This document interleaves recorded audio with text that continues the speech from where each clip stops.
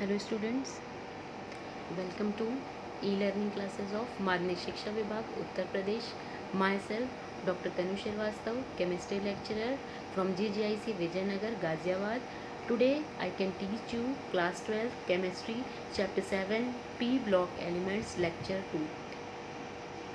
In previous lecture I can explain about P block elements, general information about P block elements, nitrogen, compounds of nitrogen, that is nitrogen gas, ammonia and nitric acid. Content of today's: phosphorus, allotropes of phosphorus, preparation of phosphine, phosphorus halides, group 16 elements, preparation of dioxygen. Before starting main topic phosphorus, I can summarize you about previous lecture. बच्चों, previous में मैंने आपको बताया था कि P block elements क्या होते हैं, कि last electron enters into P orbital is called P block elements. And phosphorus is also a p block elements because its large cell configuration is, that is ns2 np3 3s2 3p3, so it is called phosphorus. And general information की बात करें तो the atomic size of phosphorus is greater than that of nitrogen because when we move from group, size of the atom increases because number of shells increases. Then electronegativity, moving down the group, electronegativity also decreases. Electronegativity decreases but size increases. And phosphorus, when we move from nitrogen to phosphorus general configuration is 3s2 3p3.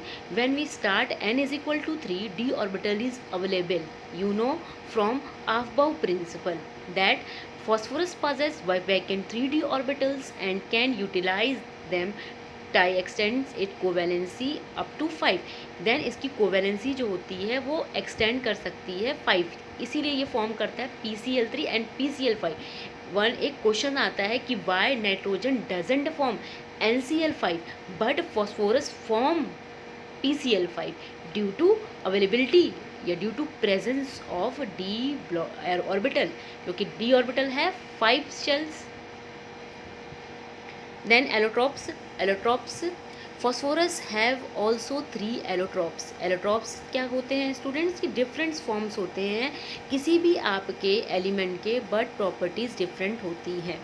Then ये आपका क्या हुआ, white phosphorus, red phosphorus and black phosphorus.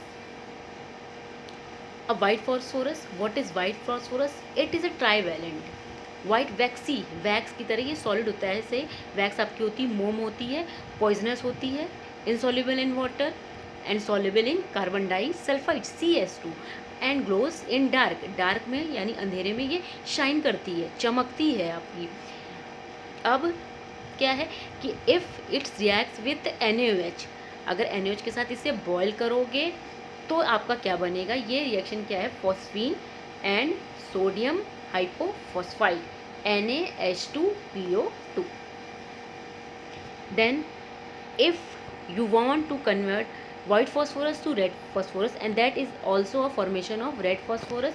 Phosphorus reacts with oxygen, temperature 573 degree Celsius. Then white phosphorus convert into, you can saw here, white phosphorus can converted into red phosphorus. Then structure P4, nitrogen form only diatomic, but phosphorus and other elements of 15 group form P4. Then P4 1 2 3 and 4, it is like a tetrahedral. sp3 and it is like a tetrahedral. तो white phosphorus का जो structure होता है वो आपका क्या होता है, टेट्राहेड्रल. देन रेड फॉस्फोरस, ये देखिए वाइट फॉस्फोरस को हीट करके हम क्या कर सकते हैं, रेड फॉस्फोरस में इसको कन्वर्ट कर सकते हैं. अब red phosphorus, what is the property, red phosphorus is heated under pressure, a series of phases of black phosphorus. और अगर वाइट से रेड, अब रेड से हमें क्या मिलेगा, ब्लैक. अगर रेड को आप हीट करोगे, टेम्परेचर दोगे तो then it can be converted into black phosphorus. It is colourless होगा, रेड फॉस्फोरस नॉन पॉइजनस होगा, इनसॉल्युबल इन वाटर, ये वाटर में भी इनसॉल्युबल होगा, as well as CS2 carbon disulphide में भी ये इनसॉल्युबल होगा। And red phosphorus is much less reactive, red phosphorus is much less reactive than white phosphorus. White phosphorus is more reactive than red phosphorus. अब you can saw here for red phosphorus क्या है, ये lustre, ये इस पे भी shine होती है, लेकिन ये ग्लो नहीं करते हैं आपके डार्क में, ये क्या करेंगे, ग्लो नहीं करते हैं। और it's can form, it is a complex structure, you can so here कि P4 के टेट्राहेड्रल आपस में होगी तो एक कॉम्प्लेक्स स्ट्रक्चर जिसे कहते हैं वो फॉर्म करते हैं। तो ये है आपके रेड फॉस्फोरस का स्ट्रक्चर। देन आता है black phosphorus. Black phosphorus has also two forms, alpha black phosphorus and beta black phosphorus. Then alpha phosphorus is formed when, अब रेड फॉस्फोरस से ही आपको क्या मिलेगा, ब्लैक। ये नहीं आप इमेजिन करिएगा कि अल्फा बीटा आपके अलग अलग हैं, बस डिफरेंस क्या है कि टेम्परेचर का अगर आप डिफरेंट करोगे तो आपको अल्फा फॉर्म मिल जाएगा, और टेम्परेचर चेंज करोगे तो देन बीटा। कितना, हाउ मच, अल्फा में अगर 803 डिग्री केल्विन पे आप हीट करोगे सो है तो आपको क्या मिलेगा, अल्फा ब्लैक। देन अगर आप 473 पे हीट करोगे देन बीटा। और ये लेयर टाइलाइक है, it's like a thin layer, layer के लाइक है। ये देखिए कई सारे आप लेयर के फॉर्म पे कंबाइन करते हैं तो आपको क्या मिलता है, black phosphorus. Then second most important compound phosphine. Phosphine is आप PH3। How can I can prepare, phosphine is prepared by calcium phosphide की रिएक्शन आप वाटर से कराइए, calcium phosphide and then water. आपको क्या फॉर्मेशन क्या है, पहले तो आपको ये पता होना चाहिए कि आपका रिएक्टेंट क्या है और प्रोडक्ट क्या बनाना है। अगर आपका प्रोडक्ट पता चल जाए कि आपका मेन प्रोडक्ट क्या है तो आप क्या कर सकते हो बच्चों, बाय प्रोडक्ट तो अपने आप ही आप इमेजिन कर सकते हो और मे बी वो कंफर्म हो जाता है। ये देखो कैल्शियम फॉस्फाइड है देन वाटर है तो आपको फॉस्फीन बना लिया PH3, तो क्या बना, कैल्शियम हाइड्रोक्साइड, ये फॉर्म हो गया। देन फिर अगर HCl ले लो, डाइल्यूट HCl ले लो, वाटर से रिएक्ट कराओ या डाइल्यूट HCl से करा दो तो अब HCl है तो कैल्शियम क्लोराइड फॉर्म होगा, देन आपका फॉस्फीन गैस। लैब में हम कैसे फॉर्म करते हैं इसे, लैब में आप ये देखिएगा कि येलो फॉस्फोरस ले लीजिए आप, P4 आपकी क्या है, येलो फॉस्फोरस है, और उसकी NaOH से आप रिएक्शन कराओगे। जब आप इसकी NaOH से रिएक्शन कराओगे तो आपको क्या मिलेगा, ये वर्टेक्स रिंग्स, ये क्या है, ये आपकी फॉस्फीन है। जो आपको वर्टेक्स रिंग्स मिल रही है ये आपकी क्या है, फॉस्फीन है, ठीक है। देन फॉस्फोरस के हैलाइड्स क्या होंगे, आपके जितने भी हैलोजेंस होंगे, फ्लोरीन, क्लोरीन, ब्रोमीन, आयोडीन, ये सब आपके क्या हैं, फॉस्फीन हैं, ठीक। ये आपके हैलाइड्स हैं। हैलाइड्स में आपके दो तरीके से होंगे, एक क्या होगा, ट्राई हैलाइड मिलेगा, एक पेंटा हैलाइड मिलेगा। ट्राई यानी PX3, पेंटा PX5। मैंने आपको बताया प्रीवियस में कि due to availability of d orbital it can also form a pentavalent compound, यानी 5 आपकी वैलेंसी। देन PCl की 3 की बात करो, ये देखिए P4 की क्लोरीन से रिएक्शन कराओगे तो ये आपका PCl3, ये देखिए आपका एक लोन पेयर प्रेजेंट है और 3 के साथ इसने क्लोरीन ने क्या किया है, बॉन्ड को बना लिया है। PCl3 क्या होता है, कलरलेस होता है और ऑयल लाइक लिक्विड होता है, it is like a oil. Then reactions आप देख सकते हैं इसकी, बस अब ऐसे ही पूछा जाता है एग्जामिनेशन में कि phosphorus trichloride when react with water और हाइड्रोलाइज विथ वाटर तो आपका प्रोडक्ट क्या होगा। तो ये देखिए कि आपका क्या है, ये आपका phosphorous acid H3PO3 is called, आपका क्या है, फॉस्फोरस एसिड NHCl H3PO3, ठीक है। और तो फॉस्फोरस भी कह सकते हैं, it is not a phosphoric, phosphorus acetic acid के साथ में सिंपल है। ये देखिए H और ये Cl निकल जाएगा स्टूडेंट, और जब ये आपके यहाँ OH है, ठीक है, और ये आपका Cl है तो ये CH3COCl बना लिया, और ये आपका, ये याद रखिए कि इसके साथ में आपका ऑर्थो फॉस्फोरस एसिड आपको ऑब्टेन होगा। एथिल अल्कोहल के साथ भी देखिए ये आपका क्या मिल गया, ऑर्थो फॉस्फोरस एसिड और ethyl chloride. Then PCl5 phosphorus pentachloride, yellowish white powder like होता है। और इसका स्ट्रक्चर देखिए, आप इसका स्ट्रक्चर स्टूडेंट बनाओगे तो आपको पता है कि फॉस्फोरस के पाथ क्या होते हैं, 5 वैलेंस इलेक्ट्रॉन्स होते हैं। तो ये क्या होगा, 5 बॉन्ड बनाएंगे। और जो पी के इलेक्ट्रॉन्स होते हैं वो जैसे ही एक्साइटेड होकर डी में पहुंच जाएंगे। तो ये देखिए इसका स्ट्रक्चर जो है,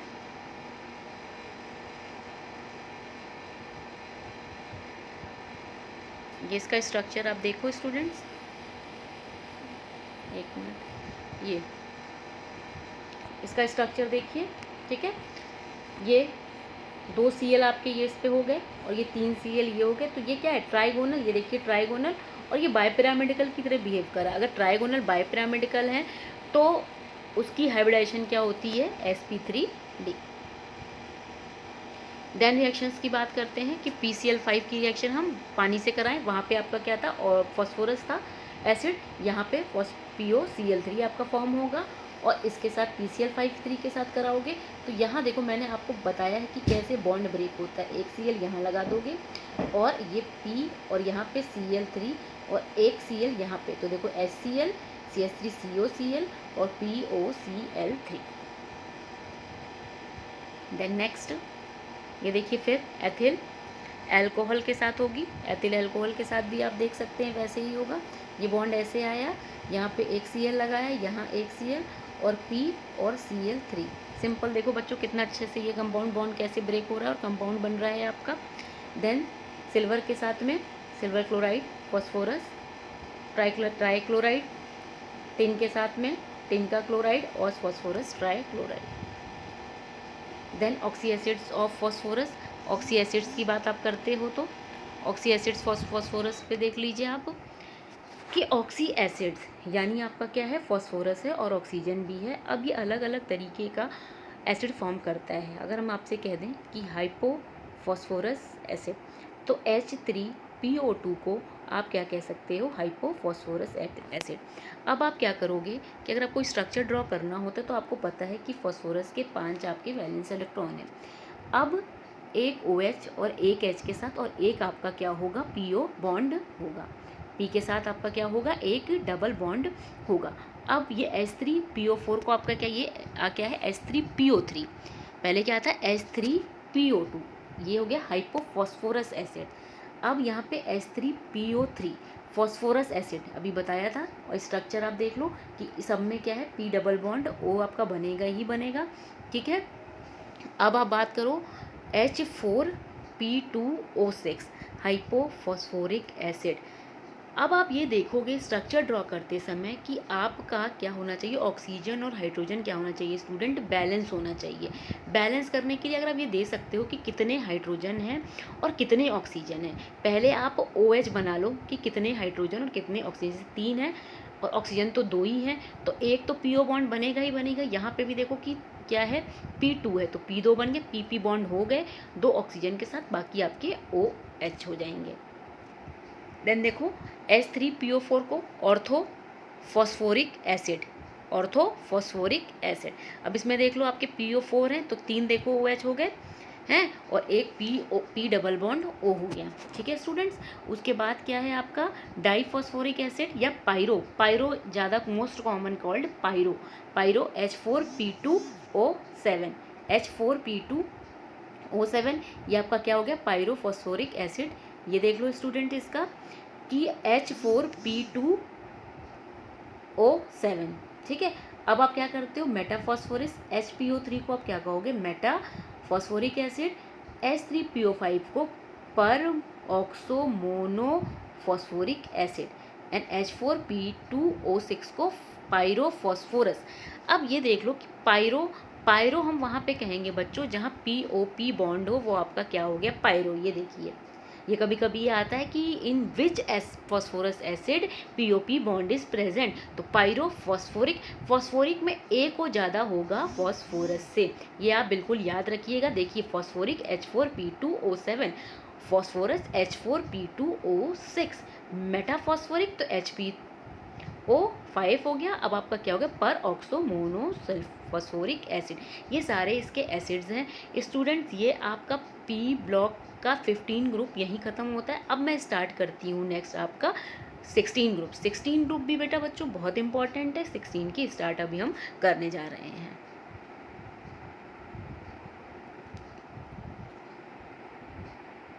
Now we come to group 16, oxygen family, also called as chalcogens, because it can forms ores and elements of this group। उससे तो पूछो oxygen, sulphur, selenium, tellurium and polonium.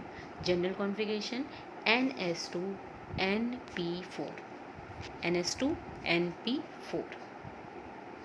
Then saw here electronic configuration. Oxygen, helium 2s2 2p4 because atomic number is 8, sulfur 16, neon 3s2 3p4, selenium 3d10 4s2 4p4, tellurium 52, krypton 36 4d10 5s2 5p4, polonium 84, xenon 4f14 5d10 6s2 and 6p4। Trends of the properties, briefly I can explain। Atomic radii, because number of shells increase on moving down the group, the radius of the atom increases। It is the trends। Electronegativity, the atom's ability of attracting electrons decreases on moving down the group। Then ionization enthalpy also decreases। Reason I can explain in group 15। Electron affinity, ability of atom to accept an electron, after accepting electrons it removes or release energy, it can also decreases। Melting point, amount of energy required to break down to change a solid phase substance to a liquid phase, increases on going down the group। Boiling point also increases because molecular mass increases। van der Waals force of attraction, so here van der Waals force of attraction also increases, so boiling point also increases। Then oxidation state, general configuration NS2NP4, most common oxidation state is -2 because P has maximum 6 electrons। If it accept 2 electrons, -2, then -2 to +6, if we lose 2 electron, +2 +4 and +6। Then chemical reactions, sulfur reacts with oxygen, form SO2, sulfur reacts with nitric acid HNO3, H2SO4, nitrogen dioxide and water, reacts with alkali N2SO3 and A2S, sodium sulfide, water and sodium sulfite, sulfate nahi sulfide।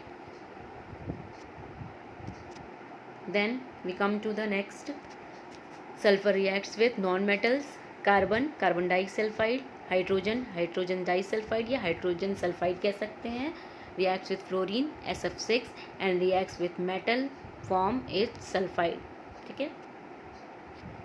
Then reactivity, metallic character की बात करें बच्चों students, तो ये decrease क्या है, descent, the metallic character increase करेगा, क्योंकि मैंने आपको बताया था कि ऊपर जब आप ग्रुप पे आ रहे हो टॉप टू बॉटम, तो ऊपर आपके क्या होंगे, नीचे क्या होंगे आपके नॉन मेटल्स, देन मेटेलॉइड्स और मेटल। मेटालिक कैरेक्टर क्या करता है, moving down the group increase करता है।